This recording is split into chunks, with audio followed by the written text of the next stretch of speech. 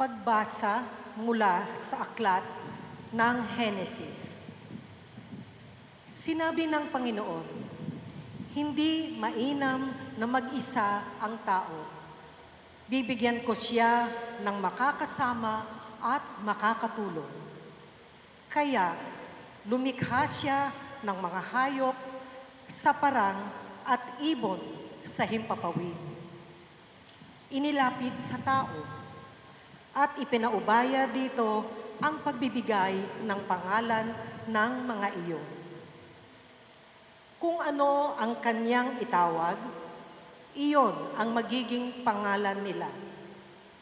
Ang tao nga ang nagbigay ng pangalan sa lahat ng ibon at mga hayop, maging maamo o mailap.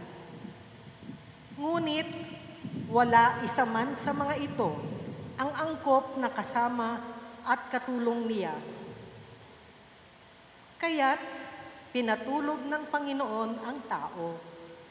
Samantalang nahihimbing, kinuha niya ang isang tadyang nito at pinaghilom ng laman sa tapat niyon.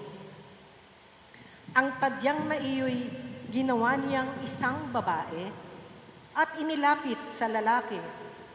Sinabi ng lalaki, "Sa wakas, narito ang isang tulad ko, laman ng aking laman, buto ng aking buto. Babae ang siyang itatawag ko sa kanya, sapagkat sa lalaki nagmula siya."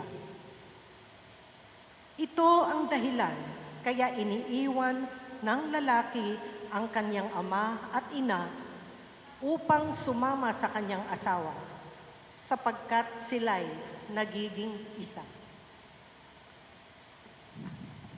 Ang salita ng Diyos. Salamat sa Diyos.